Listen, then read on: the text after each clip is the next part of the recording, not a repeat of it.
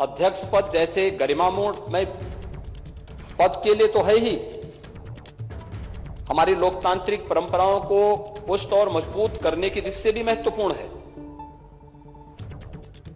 और उससे भी महत्वपूर्ण कि लोकतंत्र के जो दो पहिए हैं, एक सत्ता पक्ष है, एक विपक्ष है, दोनों मिलकर के उत्तर प्रदेश की 25 करोड़ जनता के सर्वांगीण विकास के कार्यों को भी एक नई ऊंचाई तक पहुंचा करके नए भारत का, नया उत्तर प्रदेश बनाने में अपना योगदान दे सकते हैं। और यह संदेश उत्तर प्रदेश की कोटि कोटि जनमानस के बीच में एक बहुत सकारात्मक संदेश देता है। हमने अभी मार्च प्रथम सप्ताह तक चुनाव के दौरान देखा, एक दूसरे पर आरोप प्रत्यारोप, आक्षेप और बयानबाजियों का जो दौर चलता रहा, हर दल अपने अनुसार करता था। लेकिन एक चीज है जो हम देश के अंदर भी देखते हैं, उत्तर प्रदेश के अंदर भी देखते हैं, जनता कभी नकारात्मकता को स्वीकार नहीं करती, कभी नहीं।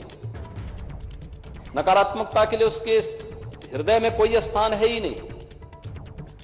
जो सकारात्मक होगा, जो प्रगतिशील होगा, जो लोक कल्याण का कारक होगा, जनता उसी को अंगीकार करती है। जो नकारात्मक होगा, हमारे समाज ने, हमारे देश ने कभी भी नकारात्मकता को कभी भी कोई महत्व नहीं दिया। नकारात्मकता जीवन में कभी प्रगति नहीं कर सकती है। सकारात्मकता से ही हम न केवल प्रगति के मार्ग को आगे बढ़ा सकते हैं, बल्कि सकारात्मकता के भाव से ही लोक कल्याण का मार्ग भी प्रशस्त कर सकते हैं। और आज जब देश की अपेक्षाएं उत्तर प्रदेश जैसे राज्य से हो, हर एक क्षेत्र में हो, दुनिया जब अपने द्वंद्व में उलझी हुई हो, उन स्थितियों में भारत से जो अपेक्षाएं हैं,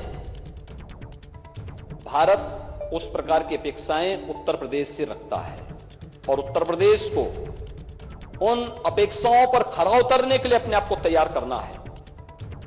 और लोकतांत्रिक व्यवस्था में जब सत्ता पक्ष और विपक्ष मिलकर के एक साथ मिलकर के इस अभियान का सहभागी बनता है, तो वह एक और एक दो नहीं होता है, बल्कि वह मिलकर के 11 की ताकत बनकर के मजबूती के साथ लोकतंत्र की इस व्यवस्था को न केवल पुष्ट करता है, बल्कि इसे और भी मजबूती के साथ आगे बढ़ाने का कार्य करता है।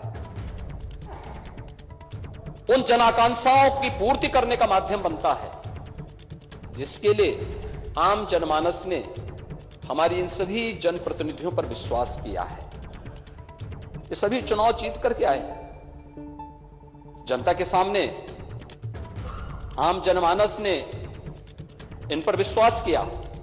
आम जनमानस का इन पर एक नया विश्वास प्रकट हुआ है, और उस विश्वास पर कहीं भी हमें कोई भी किसी भी प्रकार से उसे अविश्वास में नहीं बदलने देना है।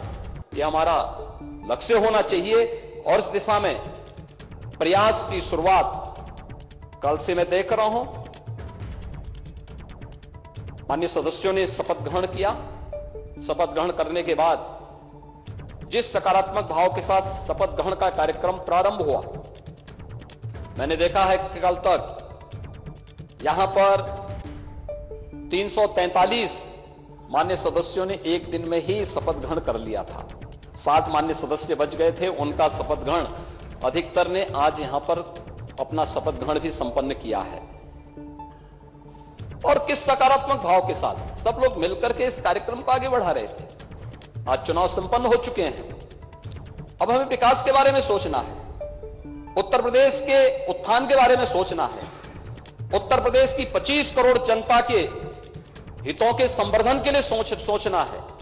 उत्तर प्रदेश के युवाओं के बारे में, उत्तर प्रदेश की आधी आबादी महिलाओं के बारे में सोचना है, उत्तर प्रदेश के किसानों के बारे में सोचना है, उत्तर प्रदेश के मजदूरों के बारे में सोचना है और उत्तर प्रदेश के उन सभी दबे कुचले लोगों के बारे में जिनकी आवाज को देने का माध्यम लोकतंत्र ने उन्हें एक वोट के रूप में दिया है, उस आवाज को भी अब आगे बढ़ा करके शासन की योजनाओं से इसे मजबूती के साथ जोड़ने का कार्य अब सदन करे। इस विश्वास के साथ उसका एक प्रतिरूप आज विधानसभा अध्यक्ष के रूप में सर्वसम्मति से आपके चयन की इस प्रक्रिया का होना इस बात को मजबूती से और मजबूत करता है।